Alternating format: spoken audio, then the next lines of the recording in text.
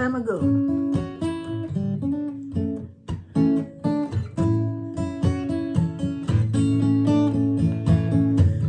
A place called San Francisco. I played a song called Bobby McGee.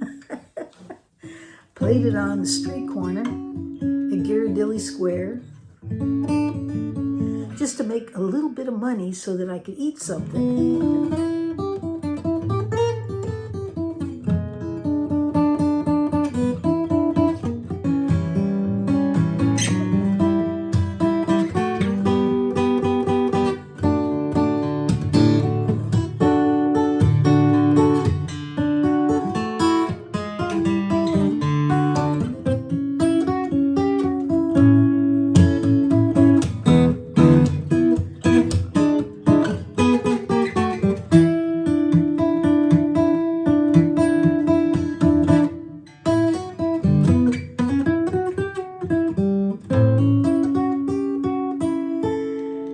McGee. And you know what? We didn't have tabs. We didn't have YouTube. We didn't have anything to learn from except from each other or listening to the radio, or perhaps we got a hold of a book of chords or something. But Bobby McGee is a real simple song. It's only 3 chords for the most part. You got the A, and you got an E, and you got a D there. I think you throw in a C at some point. But for the most part, those are the chords. So when you're playing, how do you make it sound like something? Well, when you're playing on the street corner, and I might have played it in D. Busted flat in Baton Rouge. I might have just strummed it. But on the other hand, if you had somebody else there to play with you, maybe, most of the time I didn't. So I tried to throw it in little improvising things that I learned along the way. And I want to show that to you today. I want to show you some of the things that people showed me that helped in improvising. Not reading somebody else's chords or reading tabs or it was just knowing there was certain things you could do, and when you are using those chord forms, you can throw these little tricks in to improvise. And so, example.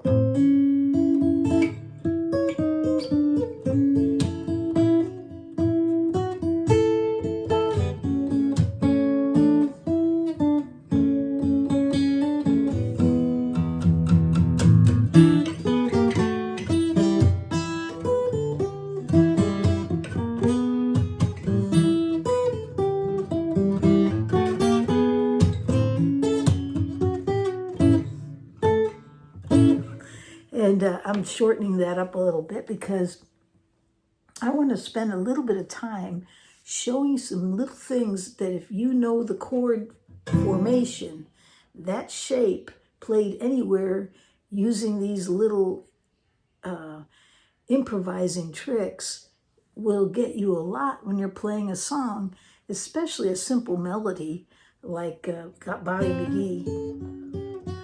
Because when you play this song, like I said, it's only 3 chords, but you'll notice I'm playing all over the place.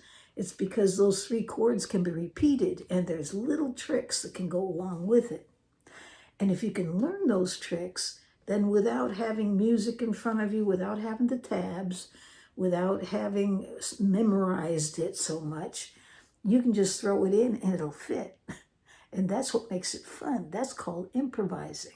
It's kind of like filling in. Now, I'm not saying I've arrived at improvising, but I'm saying that from what I know, I can have a lot of fun with that. And it can bring some, especially when you're playing with somebody else, it can really bring in another meaning or another feel to the song. Now, I played Bobby McGee. That was one of them that I played on the street corner. It was a very simple song, and it made me enough money I could eat. I'd go down to the wharf, and for 50 cents you could get a loaf of sourdough bread that was fresh out of the oven. That you could eat on. And then I think it was like a couple bucks. I'm not sure. I don't remember how much it was to buy shrimp to go with it. But I'd just go get a jar of jelly and go sit on the wharf and dip that bread into that jelly, and I was as happy as could be. Of course, I was as skinny as could be at that time too, because I was probably malnutritioned. But it was a lot of fun playing those songs there and improvising. Now, I'm not really going to just teach you how to play Bobby McGee, because listen, you can just go get the chords and it's as simple as can be. You can play it in G even, and you probably find that that's super simple. G, C, and D, I think, is what that ends up to be. But it's just a fun song to play. I'm going to play it in A because I want to show you a few things and reasons why it's good to know how to make chord shapes up the fingerboard, okay? Now, a good way to learn the repeating chord shapes is to learn something like the cage system, and I'm not going to go into that today. I'm just going to show you some of the chords, okay? I'm going to apply it, okay? There's a big difference between knowing a theory and being able to apply that theory. And so I'm just going to show you some chords that, like for instance, you can bar an E shape here and play A, or you can come down here and play A, okay? But what's really neat is you can make a C shape up here, the 10th fret, and make an A 7th. And there's some improvising off of that if you learn the shapes and learn what goes with those shapes, in this case the C shape, you could use it here, here, here, and it'll add to what you're doing, or if you're playing with somebody else. And so we're going to use Bobby McGee as an example.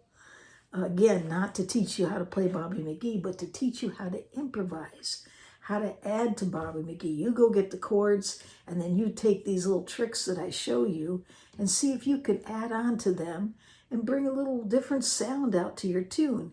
Maybe even bring out the full melody as you go along with that little extra edge to it. That's so much fun to play. Okay, so with Bobby McGee, we start out with an A chord. In this case, we're going to bar an A 7th. Or if you want to do the A, you can do that too. The A 7th is probably the easiest. You just take your middle finger and your ring finger and you place them right like that. See that? It's like an E 7th shape, except it's up here on the 6th fret and you bar the 5th.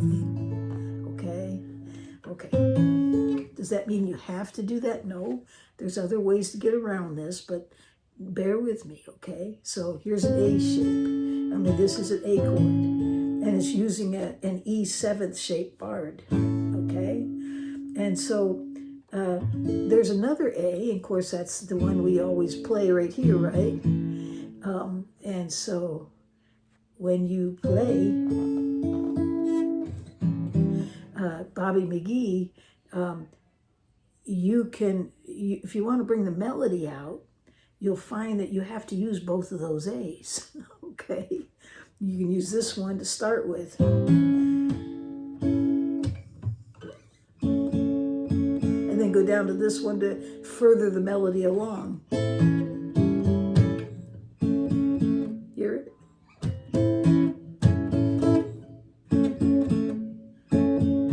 And then it goes to E, okay? So that's one good reason why it's good to know these chords in different places, because sometimes you need that octave up to bring a melody into what you're doing, okay? And so that's just one tip, okay? But that's not the little extras that I want to add to this, okay? So if you know this shape here, and you move this shape back to the 3rd fret, that's a G. Actually, it's a G 7th, okay? Or you could play this G here, right? And there's a little riff off of G that, if you can remember, it works all the way up the fingerboard, okay? So here's a G, And if you take your fingers and play a seventh, or excuse me, A minor seventh, and I'm just playing strings 2 and 4, and slide that up 2 frets, okay, you get this, okay? Or if you like barring your G chord, you get this.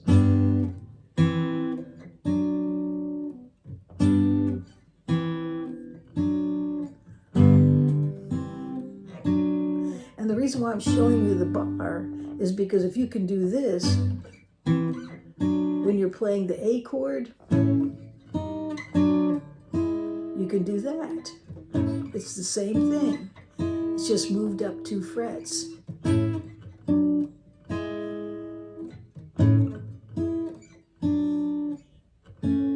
That's an A chord there, okay?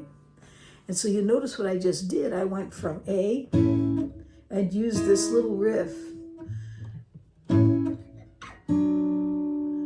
then went to the A chord, okay?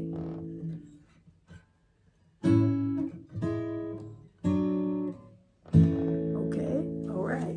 So remember that. With the G, you get this. Or bar it. That means if you do it up here, you can do it anywhere.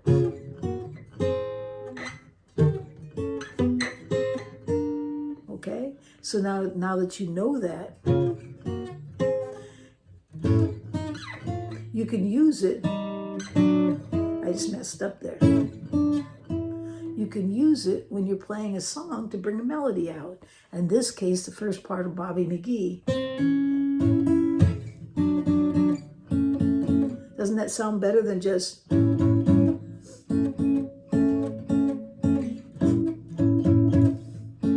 Instead, we're doing...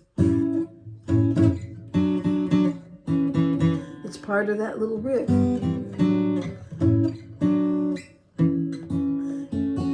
Okay? So that's the first one that I want you to memorize. Oops, I said that word memorize. Well, yeah, around this shape. And then do it with the bar. And then understand that you can bar all the way up. And you've got this. And when you're playing Bobby McGee,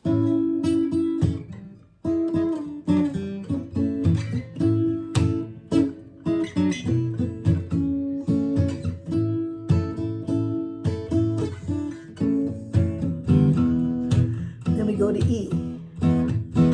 Now what can we do with the E chord? Well, with the E chord, we've got this.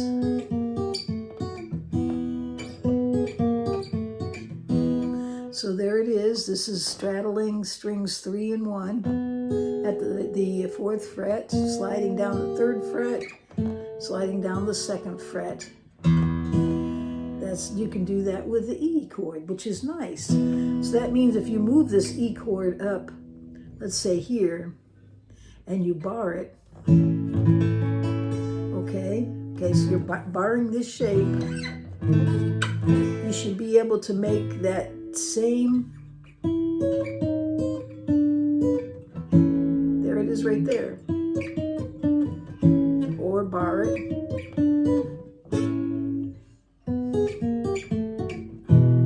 hear it, okay, so that can move around too.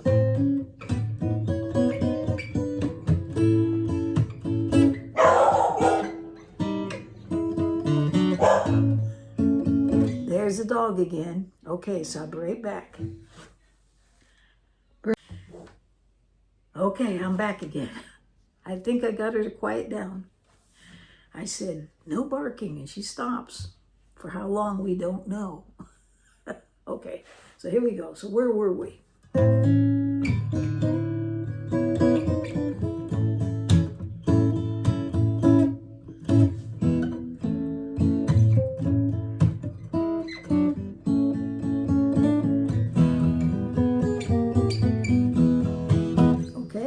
So now we got the E. We've got one for the E. And we know it moves if we bar that E. Okay, so you can go anywhere with that. Okay, and but for us here, we got this E. All right, so let me show you one more, okay? And that's going to be the C shape. Now, I know C is not directly in this song. I think it might come up in the chorus. Okay, hold on one second. I told you it wasn't going to last long. Okay, so you can see I definitely don't work in a studio. Amazon came to the door. All right, so they let me know. They're good for that. I mean, you gotta admit, that's pretty neat that they tell you something I already know, but they have to tell you anyways. Okay, so back to where we were. So we were going to work on the C next, I think. So for the C chord, that one we're going to straddle string, let's see, string 3, and with your middle finger on the 4th string, 5th fret, and your ring finger on the 2nd string, 5th fret. And just slide down 3 frets, okay? Now the reason why I wanted to bring the C up is because up here, if you make the C shape, actually C7 shape at the 10th fret,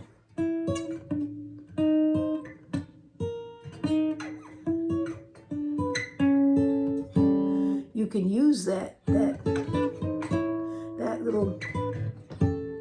little riff right there. Okay, for the A.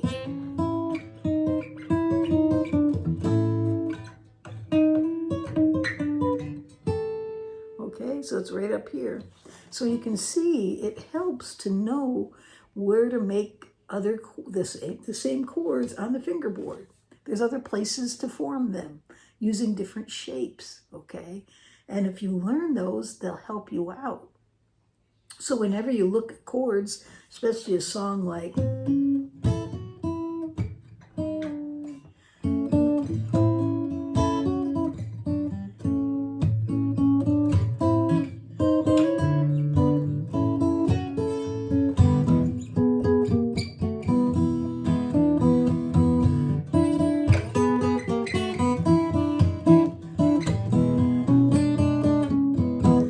you can see, you can add to that using their shapes and thinking, oh, there's my E shape, so I can throw this in. There's my A shape, so I can throw this in. Or it can come up here.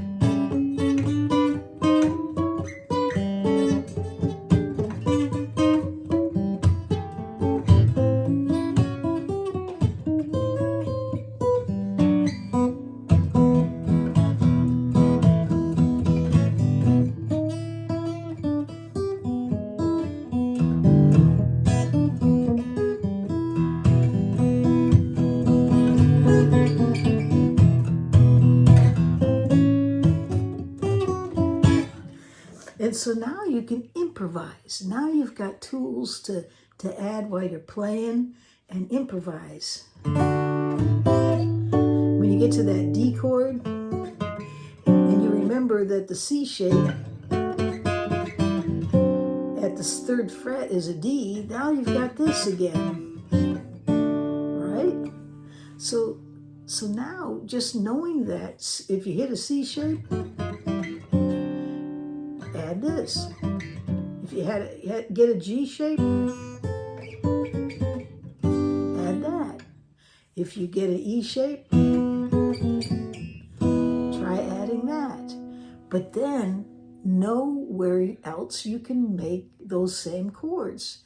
Sit down and figure it out. Well, if I can make A here, and I can make A here, and I can make A here, and you begin to think about that. And if you learn the cage system, you can find a whole bunch. But again, these are just little things that you're not necessarily thinking, okay, so I'm going to go to C, now I'm going to go to A. While you're playing, you memorize these shapes, and you begin to know that, hey, I can pick up a G right here. Oh, hey, I can pick up a C right here. And you get it down in your brain because you spent time thinking about where else can I make that chord, and then spent time thinking about what goes with that chord shape, what little ditty can I add to my improvising when I'm playing. Does that make sense? So when we were out on the street playing, somebody else would sit down and start playing with us. We could improvise. We didn't have a computer in front of us. We didn't have the chords in front of us. We just knew these little tricks, and we would just play off of each other and have a lot of fun improvising, playing from what we hear and what we feel, rather than something we saw, we see, and we memorize. We can put our feeling into it. We can put our thoughts into it, because we have these little tricks in our bag to add to our playing. Does that make sense? So I thought I would share that with you today. It's something that I learned along the way, and had a lot of fun doing it. Of course, I have to say, after a while, going out there and playing on the street corner to make enough money to eat got kind of old. Yeah, I'll tell you what, you could do that for a while, and then all of a sudden you start dreaming about a doorstep and having a place that's yours and a cupboard that has a little bit of food in it ahead of time. That's always a blessing. And so my life changed as I went along, because I got into church and I went to school and got a master's degree and became a director of a major risk management program in Northern California hospitals. And yeah, things changed. They always do when you give your life to God. I'll tell you that'll change anybody. But I can still look back and see some of these little tools that I learned along the way that I can still use today and share with you. And hopefully you'll learn something from that. Even if it's just one or two, if you spend a little time with it and just add to what you have, even if it's a couple things. That's the one thing I learned was sometimes we sit down and somebody would say, did you ever look at this, and show it to me? And I'd only remember part of it, but that part of it went a long ways. Then you'd go to somebody else and they'd learn something else. And all those little things add up. So even if you learn one thing today, it adds up in time to your playing. All right. Well, we're going to leave it right there. And I'm going to ask you, could you subscribe if you haven't? I rarely ask, but I noticed that there's a good percentage of people that forget to subscribe. They forget to hit the like button. And yet, there's a lot of people looking at things. And it just really helps the channel. Okay, it helps me out. And then we have a live that's coming up on the 16th. I'm going to do it 6:30. I know that's late for the Easterners, but it's for a reason that we end up putting it at that time. So if you can stay awake till 9:30 for half an hour, you can join us on the 16th. And we're going to do a live with a giveaway. And I'll take you down my hall of strings. Truly, over the years, I've been spoiled with some beautiful instruments. Thought I'd share them with you. And also we have a giveaway or two. And it's not huge, but it's something that's useful. Both the things that I have, it's very useful. Okay, so join us. Maybe you'll be one of the ones that gets one of those little gifts. And we'll have a lot of fun on the 16th, 6:30 Western time here in California. And all right, so we're going to leave it there. And I hope you all have a great day or night wherever you are in this world.